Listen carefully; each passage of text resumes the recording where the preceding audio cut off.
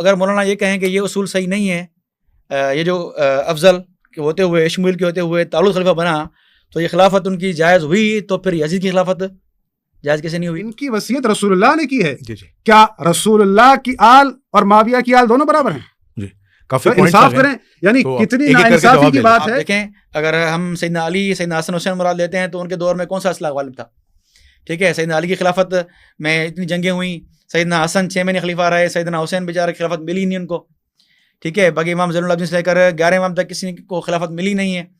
ٹھیک ہے، وہ کوئی بنو امیہ کے دور میں مغلوب تھے، کوئی بنو عباس کے دور میں مغلوب تھے، بیچارے مغلوب ہی رہے ہیں. تو چلو ٹھیک ہے، اگر آپ یہ بھی کہتے ہیں کہ ان سے فقہی احکام آپ نے لینے ہیں اور رسول اللہ آپ سے یہ کہہ کر گئے ہیں، تو آپ کے فقہ کے امام تو امام حسین نہیں ہے، پھر آپ کے فقہ کے امام تو کوئی اور ہے. ممکن نہیں ہے کہ اللہ رب العزت نے طہارت کا حکم تو ایک گھر کے لیے دیا ہو لیکن حکومت و خلافت کسی اور گھر کے لیے ہو. یہ ممکن نہیں ہے کہ اللہ رب العزت نے علم تو ایک گھر میں رکھا ہو لیکن حکومت و خلافت کہیں اور ہو.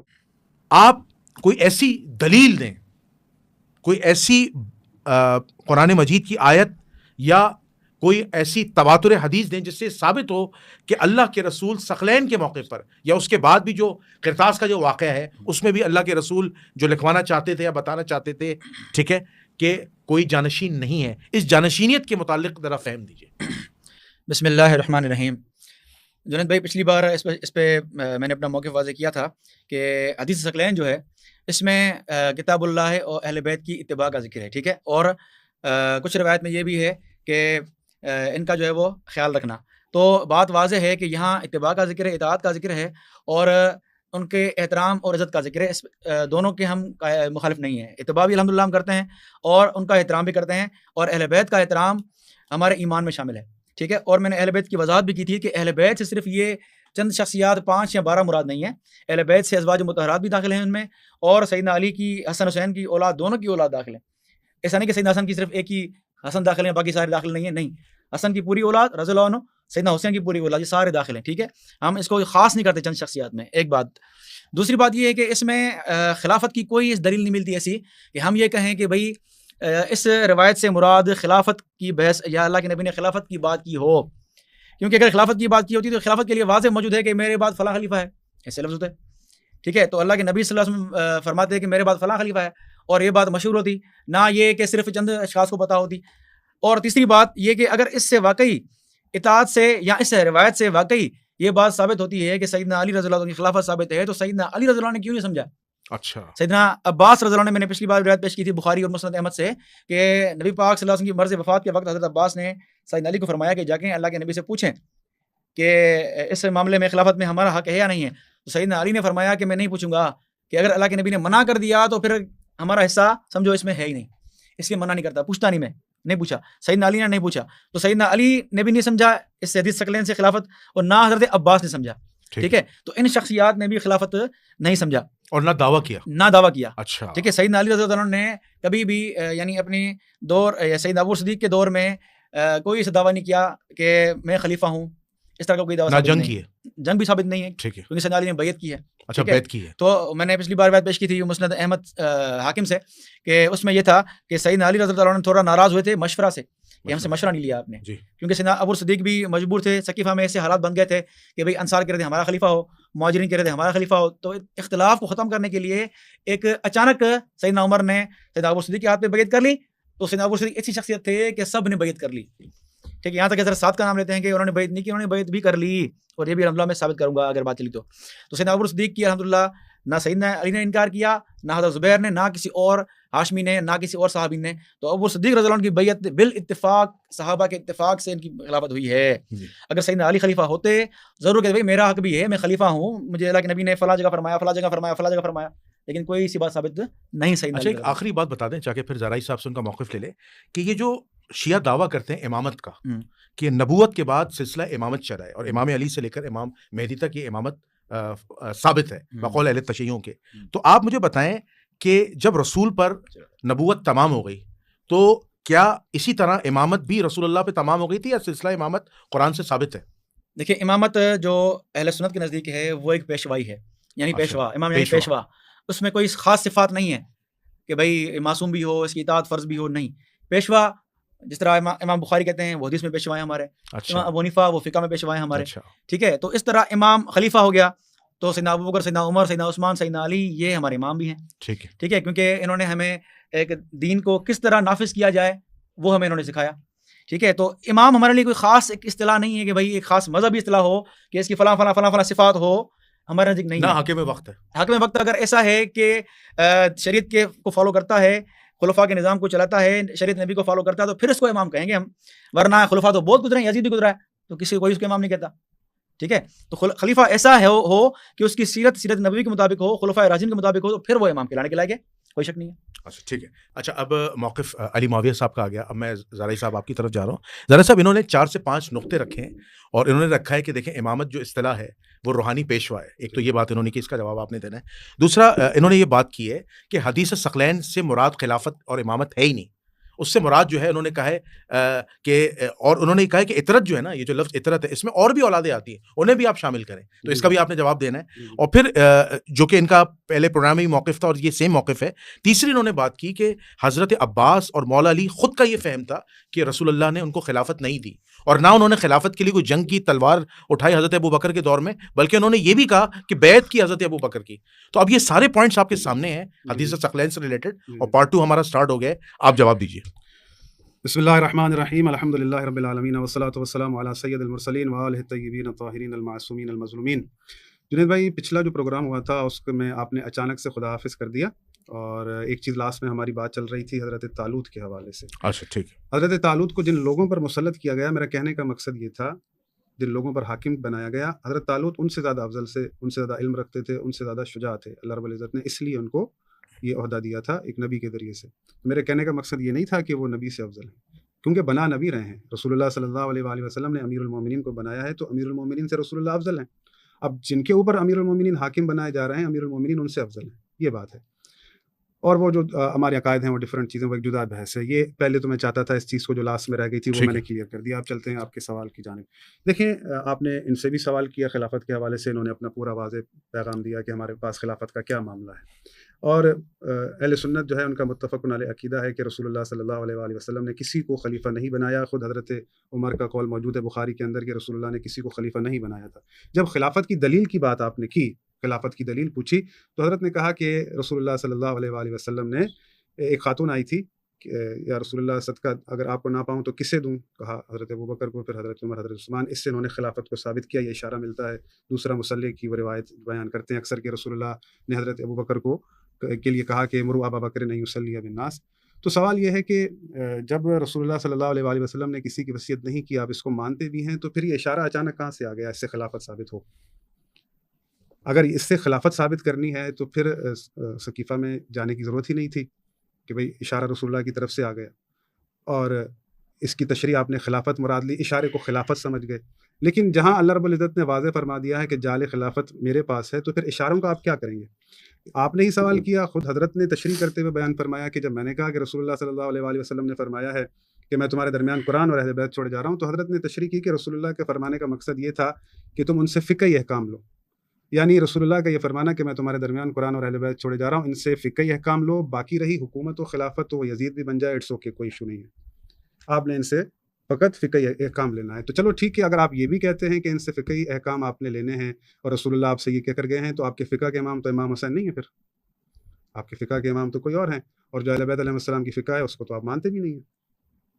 تو بھائی یہ جو باتیں ہیں خلافت کے دلائل جو حضرت نے دیے تھے، کسی طرح سے بھی قابل قبول نہیں ہے کسی عاقل آدمی کے لیے کہ اشارے سے آپ خلافت کو ثابت کریں. واضح سیدھی سی صاف سی بات موجود ہے. میں نے اس سے پہلے بھی آپ کو یہ بیان کیا کہ جہاں اللہ رب العزت فرما رہا ہے بنی اسرائیل کے لیے کہ ہم نے مبعوث کی ان کے اندر نقبا، اللہ کی روش ہے سنت اللہ التی قد خلت من قبل فلن تجد لسنت اللہ تبدیلا. اللہ مومنوں سے وعدہ کر رہا ہے، وعد اللہ الذین آمنوا منکم وعملوا الصالحات، میرا تم مومنوں سے وعدہ ہے جو ایمان لائے ہیں، عمل صالح کیا ہے تم میں سے، میں تمہیں خلیفہ بناؤں کما استخلف الذین من قبلہم، جیسے پہلے بنائے تھے. تو جنید بھائی، اللہ رب العزت نے کما کہہ کر قید لگا دی کہ جیسے پہلے بنائے تھے. تو آپ اللہ رب العزت کی روش کو دیکھ لیں کہ اللہ رب العزت نے جب بھی زمین پر اپنا خلیفہ بنایا کیسے بنایا ہے؟ خود بنایا ہے. حضرت نے فرمایا کہ رسول اللہ صلی اللہ علیہ وآلہ وسلم کے بعد اصحاب کو اللہ رب العزت نے سبب بنایا کہ انہوں نے خلیفہ کو چنا. اور میں نے یہ سوال کیا تھا جو کہ میرے سوال کا جواب انہوں نے نہیں دیا کہ اللہ رب العزت نے رسول اللہ کو چھوڑ کر صحابہ کو سبب کیوں بنایا؟ اللہ رب العزت نے موسیٰ کے نقبا کو کے لیے کہہ رہا میں نے مبعوث کیے، نام حضرت موسیٰ نے بتائے، لیکن جب بات رسول اللہ کی آ رہی ہے تو سبب صحابہ کو بنایا. اور اس کے بعد اگر سبب اللہ نے صحابہ کو بنایا ہے تو کیا صحابہ نے یہ بات خود کہی ہے کہ ہمیں اللہ نے سبب بنایا ہے کہ ہم خلیفہ بنائیں؟ اگر سبب خلیفہ چننے کا صحابہ ہیں تو صحابہ نے پھر یزید کو بھی چنا، جس کو آپ نے یہیں بیٹھ کر برا کہا. تو پتہ چلا کہ صحابہ اچھے کو بھی چن سکتے ہیں، برے کو بھی چن سکتے ہیں. تو بہتر سبب کیا ہے؟ ذات رسول اللہ صلی اللہ علیہ وآلہ وسلم. اب یہ جو آپ نے تشریح کر دی رسول اللہ کی بات کی کہ تم میرے اہل بیت سے، جو رسول اللہ نے فرمایا میں تمہارے درمیان قرآن اور اہل بیت چھوڑے جا رہا ہوں، ان سے فقہی احکام لینا، تو یہ آپ رسول اللہ کے سامنے تشریح کیجیے گا. اگر قبول کریں گے تو بہت اچھا ہوگا، رسول اللہ اس بات کو قبول کر لیں. میرے عزیز جنید بھائی، مولانا صاحب، یہ جعل خلافت الہی امر ہے، یہ امامت ایک منصب ہے. اللہ رب العزت نے حضرت ابراہیم علیہ السلام کو امام بنایا آزمائش کے بعد. اللہ رب العزت پوری زمین پر اپنی خلافت چاہتا ہے، نہ کہ خاص ٹیریٹری کے لیے. رسول اللہ صلی اللہ علیہ وآلہ وسلم کے لیے اللہ رب العزت فرماتا ہے، سورہ سبا کی آیت نمبر 28 ہے، وَمَا أَرْسَلْنَاكَ إِلَّا كَافَّةً لِلنَّاسِ بَشِيرًا وَنَذِيرًا وَلَكِنَّ أَكْثَرَ النَّاسِ لَا يَعْلَمُونَ. ہم نے آپ کو نہیں بھیجا مگر تمام انسانوں کے لیے بشارت دینے والا، ڈرانے والا، لیکن اکثر لوگ نہیں جانتے.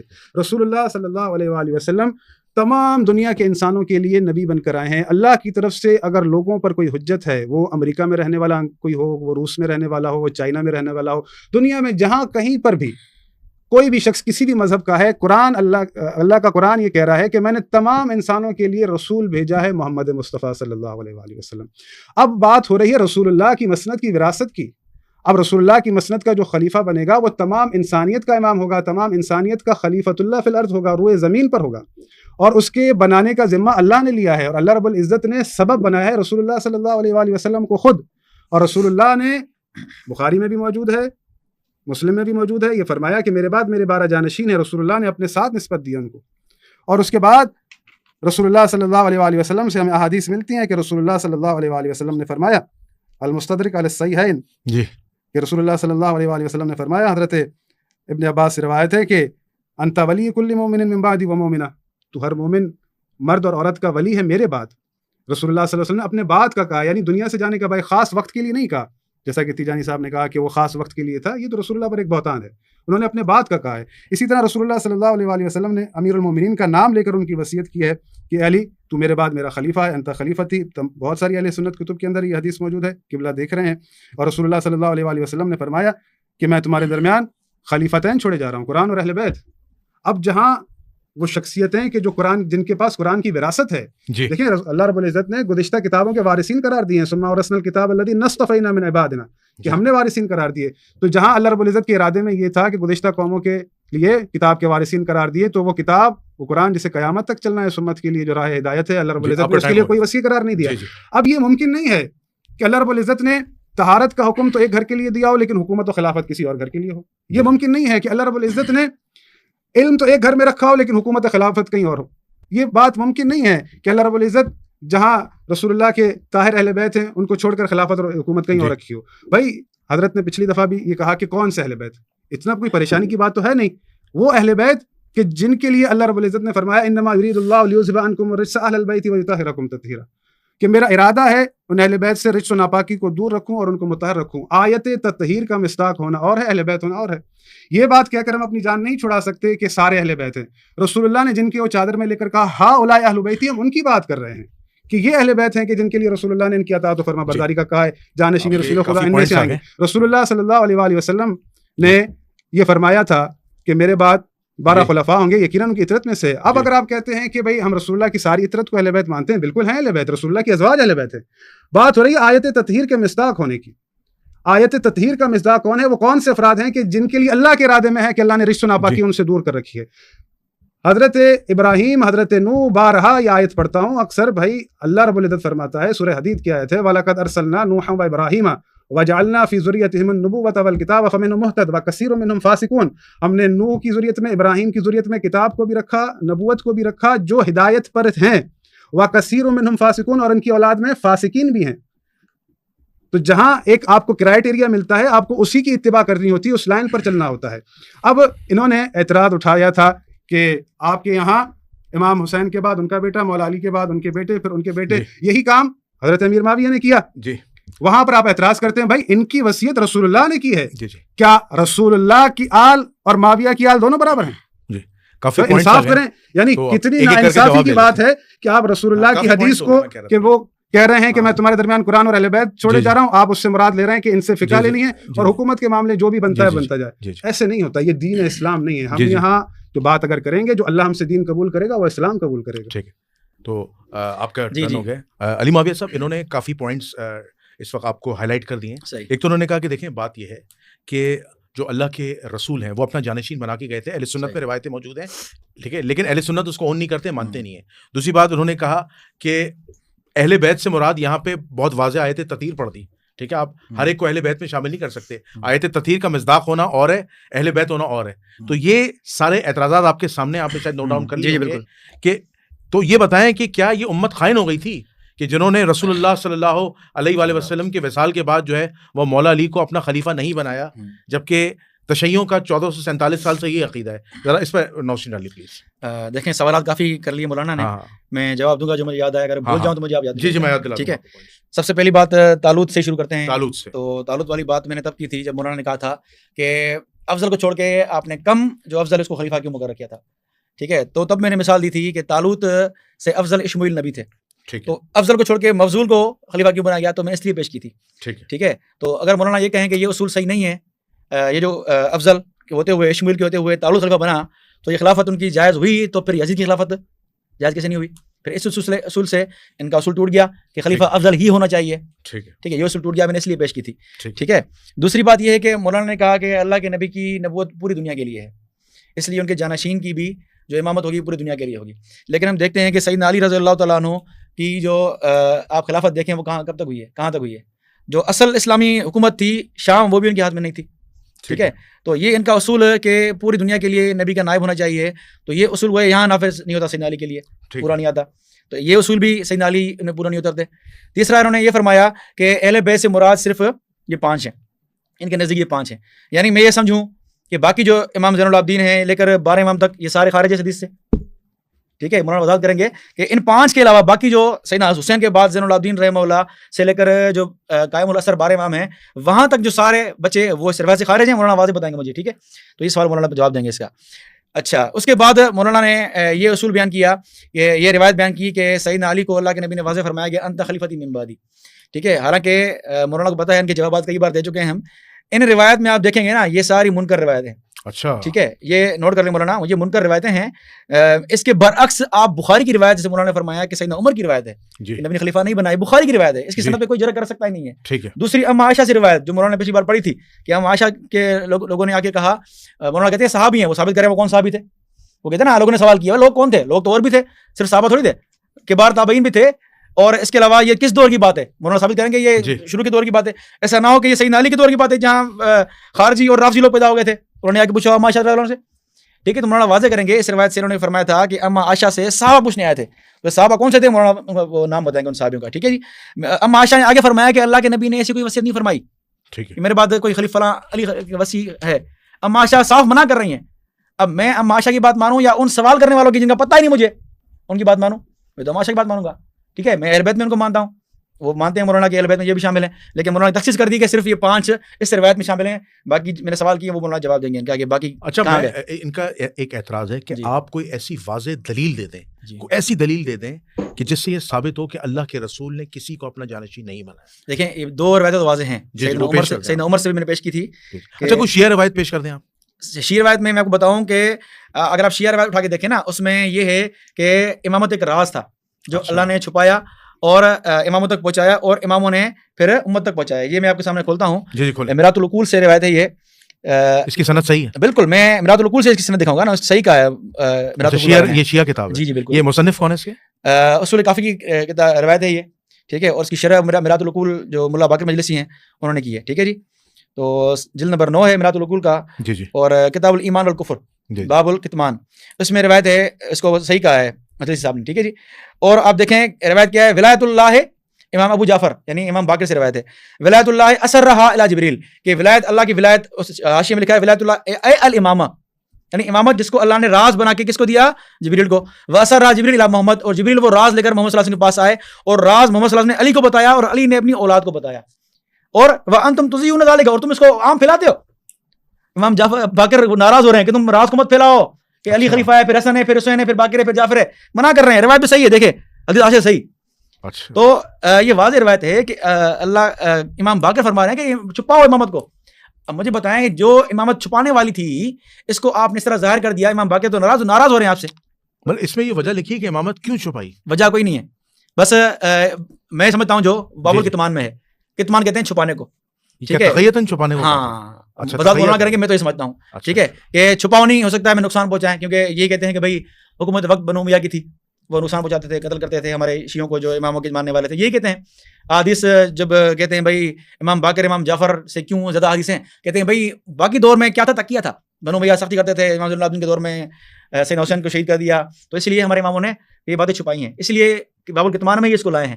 تو اس سے امامت ثابت ہوتی ہے؟ نہیں، اس سے امامت کا رد ہوتا ہے کہ بھائی اگر اللہ کا حکم ہے، جس طرح مولانا فرما رہے ہیں اچھا، کہ اللہ کا حکم ہے، اللہ نے خلیفہ سیدنا علی کو بنایا ہے، خلیفہ چھپانے کے لیے ہوتا ہے، خلیفہ ظاہر کرنے کے لیے ہوتا ہے. بھائی خلیفہ آ کے نافذ کرتا ہے، نبی کے جانشین ہے نا، تو نبی کے جانشین بن کر دکھائیں بھائی میں نبی کے جانشین ہوں، یہ اسلام ہے.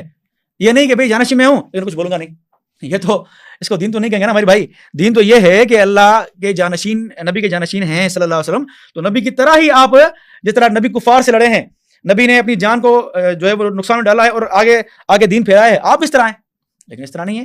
لیکن اگر اہل سنت کا موقف اختیار کریں تو الحمدللہ نبی کے جو جانشین ہیں ابوبکر صدیق، وہ کھل کر لڑے ہیں مرتدین سے، کھل کر قتال کیا انہوں نے شام تک، ایران تک، جس طرح مولانا کہا کہ کافت الناس پوری دنیا کے لیے، وہ تو ہمارے خلفاء ہیں.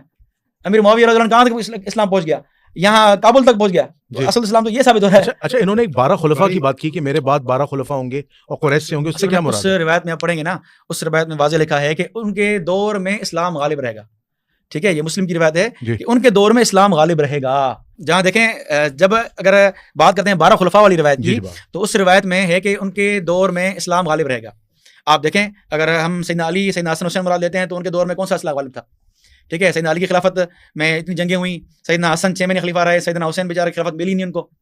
ٹھیک ہے، باقی امام زین العابدین سے لے کر 11 امام تک کسی کو خلافت ملی نہیں ہے. ٹھیک ہے، وہ کوئی بنو امیہ کے دور میں مغلوب تھے، کوئی بنو عباس کے دور میں مغلوب تھے، بیچارے مغلوب ہی رہے ہیں. اگر 12 خلفاء سے مراد ہم اپنے خلفاء لیتے ہیں تو وہ تو دین غالب، ان کا دین پھیلایا انہوں نے. تو الحمدللہ اس سے مراد جو شیعہ حضرات کے 12 ائمہ ہیں وہ تو مراد ہو سکتے ہی نہیں ہے اس روایت سے. ٹھیک ہے، کبھی بھی. ٹھیک ہے، تو یہ آپ کا ٹائم پورا ہو گیا برابر. بس نوٹ کر لیں ٹائم. جی. اب قبلہ بات یہ ہے کہ انہوں نے کہا کہ نہ اہل بیت نے کوئی تلوار اٹھائی، نہ اہل بیت نے اس سے مراد جو ہے خلافت لیا ہے. ٹھیک ہے، پھر انہوں نے کہا کہ آپ نے تو امام حسین کی جو اولادیں ہیں انہیں اہل بیت سے خارج کر دیا، آپ نے صرف آیت تطہیر کا مصداق 5 لوگوں کو بنایا، پھر آپ نے امہات المومنین کو بھی ریموو کر دیا، پھر امام کی جو دوسری اولادیں انہیں بھی اہل بیت سے خارج کر دیا. تو اس کا آپ نے جواب دینا ہے. اور پھر جو سب سے اہم جواب دینا ہے وہ یہ جواب دینا ہے کہ وہ یہ کہہ رہے ہیں کہ اسلام تو اصل جو ہے وہ امیر معاویہ نے پھیلایا. خیر وہ ایک الگ جدہ بحث ہے. آپ کا سوال سمجھ گیا. ساری باتیں جو باتیں کہی ہیں میں نے سنی ہیں، ساری وہ میں نے لکھ رکھی ہیں. جی ہاں، اس کا آپ جواب دیں، پورا تفصیل سے جواب سنیے گا. پہلی بات تو یہ ہے کہ میں نے جو حدیث پیش کی تھی بخاری سے کہ حضرت عائشہ کے سامنے لوگوں نے کہا کہ علی رسول اللہ کے وصی ہیں، تو یہ بات پروف ہو گئی کہ اس وقت بھی امیر المومنین کو اللہ کے رسول کا وصی ماننے والے افراد موجود تھے. اس دلیل کے بنا پر کہا تھا. وہ مانتی ہیں نہیں مانتی وہ ایک ڈفرنٹ معاملہ. اچھا انہوں نے کہا وصی کی روایتیں منکر ہیں. نہیں، اس کا بھی جواب بخاری کی روایت ہے، بخاری کی روایت ہے. یہ میرے سامنے مستدرک علی الصحیحین کی حدیث ہے کہ رسول اللہ نے فرمایا انت ولی کل مومن من بعدی و مومنہ. یہ ھذا حدیث صحیح الاسناد، یہ صحیح الاسناد حدیث ہے. اس کے علاوہ جتنی بھی انہوں نے بات کہی نا یہ بات منکر ہیں، یہ ان کو پروف کرنا پڑے گا کیونکہ انہوں نے اس کو صحیح اپنے ٹرم میں ان کو پورا کرنا، ان کو یہ بتانا پڑے گا کہ منکر کیسے ہیں. گزارش ہے تھوڑی سند اگر پڑھ دینا تو میں راوی دیکھ لوں گا. آپ جب وہ خود اس میں لکھ رہے ہیں کہ ھذا حدیث صحیح الاسناد، تو پھر آپ راوی کیسے دیکھیں گے؟ تو پھر آپ اس کو چیلنج کر رہے ہیں کہ جس نے مستدرک کو آپ خود چیلنج کر رہے ہیں کہ جنہوں نے یہ حدیث لکھی ہے، کہ ان کے صحیح لکھنے کے باوجود بھی آپ راویوں کو چیک کریں گے. اس کے علاوہ اور بھی بہت ساری حدیث ہیں جو کہ میں پہلے آپ کو سنا چکا ہوں. دوسری بات یہ کہ دیکھیں سیدھی صاف سی بات ہے کہ جعل خلافت اللہ کا کام ہے. وہ قرآن کے اندر آیت موجود ہے. جو میں ایک چیز میں نے نوٹ کی ہے، جو میں چیز سوال کرتا ہوں قبلہ اس کا جواب نہیں دیتے، اس کو اوائڈ کرتے ہیں. پچھلی دفعہ بھی میں نے آیتیں پڑھی تھی کہ رسول اللہ صلی اللہ علیہ وآلہ وسلم سے مسلمہ نے خلافت مانگی. بخاری میں لکھا ہے رسول اللہ نے فرمایا کہ یہ امر اللہ کا ہے. پھر میں نے قرآن کی آیت پڑھی کہ رسول اللہ کے پاس لوگ آئے کہ یا رسول اللہ حل لنا من الامر من شیء، کہ ہمارے اختیار میں بھی کچھ چیز ہے. تو رسول اللہ نے جواب دیا کہ ان الامر کلہ للہ. اللہ نے کہا کہ محمد ان سے کہہ دو کہ سارا کا سارا امر اللہ کا ہے. یعنی اولو الامر، جہاں ہم کسی عام معاملے میں کوئی اختیار نہیں رکھتے وہاں اولو الامر بنانے میں ہم اختیار نہیں رکھتے. سورہ قصص کی آیت نمبر 28 ہے جس میں رب العزت فرماتا ہے کہ وَرَبُّكَ يَخْلُقُ مَا يَشَاءُ وَيَخْتَارُ، تمہارا رب جو چاہتا ہے خلق کرتا ہے. माँ कान लहुमुल खियरा, वो जिसे चाहता है मुख्तार बनाता है, तुम्हें कोई इख्तियार नहीं है कि तुम किसी को मुख्तार बनाओ या इख्तियार दो। सुब्हानल्लाहि व तआला अम्मा युश्रिकून, अल्लाह तुम्हारे इन शिरकों से पाक है। तो हम वो खिलाफत जो इलाही खिलाफत है कि जिसकी अतात हमें करनी है, उस जिस उलुल अम्र की, उसको बनाने का इख्तियार हमारे पास नहीं है।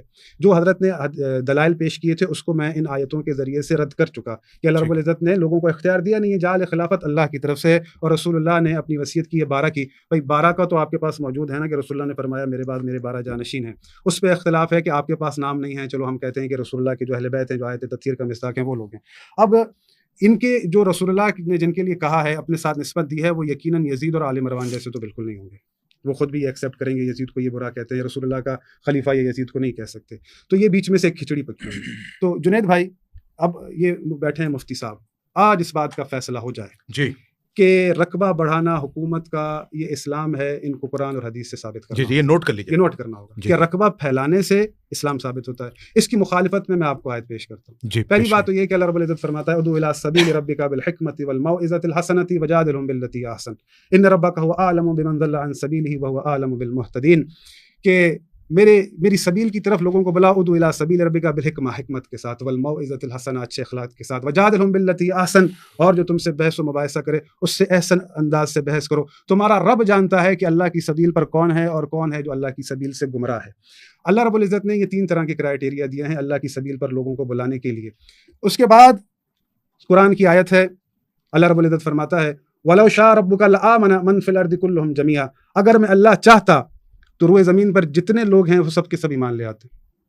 अफ़अन्ता तुकरिहुन नास हत्ता यकूनु मुमिनीन, लोग जिस चीज़ से किराहत कर रहे हों और आप चाहते हैं कि ये लोग मोमिन बन जाएं। अब इस आयत की तफसीर में हदीस है हमारे पास लिखी है कि असहाब रसूल खुदा ने रसूलुल्लाह से कहा कि या रसूलुल्लाह, ये जो इलाका है ये इस्लाम नहीं लाए, हम इनको जबरन मुसलमान करते हैं और इनको फ़तह करके इस इलाके को अपने अख्तियार में ले लेते हैं। तो रसूलुल्लाह सल्लल्लाहु अलैहि वसल्लम ने फ़ौरन जवाब दिया, क्या तुम मुझे बिदअती जानते हो? जिस चीज़ का मुझे अल्लाह ने हुक्म नहीं दिया वो काम मैं कैसे कर सकता हूँ?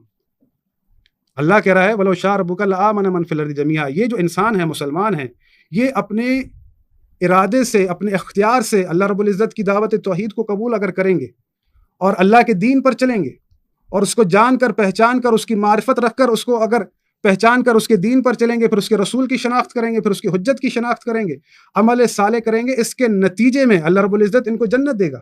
वो जन्नत इनका हक है। क्यों? वो हक के साथ अपनी राजी खुशी से हक को कबूल करके इसे हुसूल करेंगे।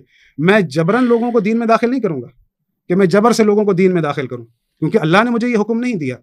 तो भाई, पहली फुर्सत में आप सब इस बात को फतवा लिख कर दे दें कि रकबा फैलाना, हुकूमत फैलाना इस्लाम है। ये अल्लाह इससे राज़ी है और अल्लाह यही चाहता है। मैंने इसकी मुज़म्मत में आयत पेश कर दी है, आप इसकी तायद में आयत पेश कुरान की कौन सी आयत? मैं आपको अभी बताता हूँ। जी जी, ये आयत बता दें और नंबर भी, ताकि आवाम के सामने भी क्लियर रहे। बिल्कुल बिल्कुल, पब्लिक भी इसको रिसर्च करे ना।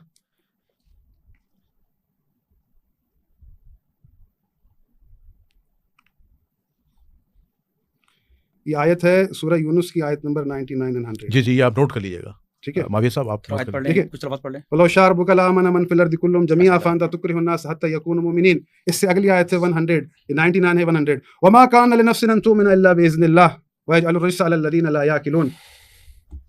कोई नफ्स ईमान नहीं ला सकता जब तक अल्लाह इज़्न न दे, और जो लोग अक्ल इस्तेमाल नहीं करता अल्लाह रिज्क को उनके ऊपर उंडेल देता है। जुनैद भाई, इस्लाम लाना ज़बान से कहना डिफरेंट चीज़ है, ईमान का दिल में दाखिल होना डिफरेंट चीज़ है। अल्लाह ने खुद वादे फरमाया क़ालतिल अराब आमन्ना कुल लम तुमिनु वलाकिन क़ूलू अस्लमना वलम्मा यदखुलिल ईमानु फ़ी क़ुलूबिकुम, कि अराब आते हैं और कहते हैं आपसे कि हम ईमान लाएं। इनसे कहें कि मत कहो कि हम ईमान लाए हैं, बल्कि ये कहो कि हम इस्लाम लाए हैं। ईमान अभी इनके दिलों के अंदर दाखिल ही नहीं हुआ। दीन इस्लाम एक तरबियत का नाम है। दीन इस्लाम इंसान यानी साजी का नाम है, इखलाक का नाम है। जब आप किसी को दीन में दाखिल करते हैं, उसकी इखलाकी तरबियत हो जाए, वो इंसान बने। अल्लाह रब्बुल इज़्ज़त जो मुसलमान मोमिनीन चाहता है वो इस तरह से चाहता है कि जो पूरे हक के साथ, मारिफत के साथ अल्लाह की तौहीद और उसके रसूल को कबूल करें। मेरे भाई, रकबा फैलाना, अगर इसको आप हक समझते हैं तो सबसे ज़्यादा रकबा अपना ईसाइयत ने फैलाया है। तो क्या अगर ये मयार अपने पास रखेंगे तो फिर लोगों को ईसाई होना पड़ जाएगा? अल्लाह रब्बुल इज़्ज़त अपने कलाम में फरमाता है सूरह अनाम में कि वतम्मत कलिमतु रब्बिका सिद्क़न व अदला, तुम्हारे रब की बातें सच्चाई और अदल पे पूरी हैं। ला मुबद्दिला लिकलिमातिही व हुवस समीउल अलीम, तुम्हारे रब की बातों को कोई नहीं बदल सकता, वो सुनता भी है, वो जानता भी है। व इन तुति अक्सर मन फिल अर्दि युदिल्लुका अन सबीलिल्लाह, अगर तुम जमीन पर अक्सरियत की अताअत करोगे तो वो तुम्हें अल्लाह की सबील से गुमराह कर देंगे। اللہ رب العزت نے اکثریت کو کرٹیسائز کیا ہے. اللہ رب العزت جو رقبہ چاہتا ہے حق کا چاہتا ہے. رقبہ پھیلانا اسلام نہیں ہے. امیر المومنین علیہ الصلوۃ والسلام کی خلافت میں رقبہ نہیں پھیلا تو آپ کیا سمجھتے ہیں کہ امیر المومنین نے جو راہ ہدایت لوگوں کو فراہم کی ہے, جو علم دیا ہے, در حقیقت وہ اسلام ہے. علم اسلام ہے, اخلاق اسلام ہے, حکمت اسلام ہے. اللہ رب العزت نے فرمایا ہے ام یحسدون الناس علی ما آتاہم اللہ من فضلہ, کہ تم ان لوگوں کے ساتھ حسد کرتے ہو کہ جنہیں میں نے اپنے فضل سے نوازا ہے. فقد آتینا آل ابراہیم الکتاب والحکمت وآتیناہم ملکا عظیما, ہم نے آل ابراہیم میں کتاب کو بھی رکھا ہے, حکمت کو بھی رکھا ہے, اور ان کو ملک عظیم عطا کیا ہے. اللہ رب العزت نے اہل بیت علیہ السلام کے لیے آیت اتاری ہے, ہمارے پاس تفاسیر موجود ہیں کہ لوگ حسد کرتے تھے اہل بیت علیہ السلام کے ساتھ, اور اللہ رب العزت نے فرمایا کہ تم ان سے حسد کرتے ہو کہ جنہیں میں نے اپنے فضل سے نوازا ہے. میں نے آل ابراہیم میں کتاب کو بھی رکھا ہے, حکمت کو بھی رکھا ہے, اور انہیں سلطنت عظیم عطا کی ہے, ملک عظیم عطا کیا ہے. اللہ کے رسول کہہ رہے ہیں کہ میں تمہارے درمیان قرآن اور اہل بیت چھوڑے جا رہا ہوں, تو پتہ چلا حکمت اور کتاب یہ اہل بیت علیہ السلام کے پاس ہے, اور اللہ کہہ رہا ہے میں نے انہیں ملک عظیم عطا کیا ہے. ان کے پاس رقبہ ہو نہ ہو, لیکن اللہ کہہ رہا ہے ملک عظیم میں نے ان کو دیا ہے. حضرت ابراہیم علیہ الصلوۃ والسلام انسانیت کے امام تھے, ان کے پاس حکومت نہیں تھی, رقبہ نہیں تھا. امام امیر المومنین علی علیہ الصلوۃ والسلام تمام انسانیت کے لیے خلیفۃ اللہ فی الارض ہیں. رقبہ معیار نہیں ہے, حکومت معیار نہیں ہے. امام حسین علیہ الصلوۃ والسلام, امام حسن علیہ الصلوۃ والسلام وہ شخصیتیں ہیں کہ جن کو اللہ رب العزت نے ملک عظیم عطا کیا ہے. رقبہ معیار نہیں ہے, تعداد معیار نہیں ہے. اگر فقط لوگ اس آیت پر غور کرتے, خدا کی قسم سارے مسئلے حل تھے. کہ اللہ رب العزت کہتا ہے والعصر ان الانسان لفی خسر, کہ زمانے کی قسم انسان خسارے میں ہے. الا الذین آمنوا وعملوا الصالحات وتواصوا بالحق وتواصوا بالصبر, مگر وہ خسارے میں نہیں ہے جو ایمان لایا ہے, عمل صالح کیا ہے, جو حق کے ساتھ جڑا ہے, جو صبر کے ساتھ جڑا ہے. میرے بھائی, حق اور صبر کے ساتھ جو جڑا ہے وہ خسارے میں نہیں ہے. اور اگر آپ حق اور صبر کی بات کرتے ہیں تو حق بھی علی ہیں اور صبر حسین ہے. ٹھیک ہے, حق امیر المومنین علی علیہ الصلوۃ والسلام ہے. میرا جواب ابھی رہتا ہے کہ جو یہ حضرت نے بات کہی مغلوب رہے کہ ایک نبی جب آتا ہے وہ اپنی نبوت کا اعلان کرتا ہے. جتنا آپ نے مجھے ٹائم دیا ان کو بھی دیجیے گا, میرا جواب پورا ہو جائے. اب حضرت قرآن پہ غور و فکر کریں, عالم ہیں ماشاءاللہ, ہم تو ان کو اپنا بزرگ سمجھتے ہیں, ہم بہت پہلے سے ان کو سنتے ہوئے آ رہے ہیں.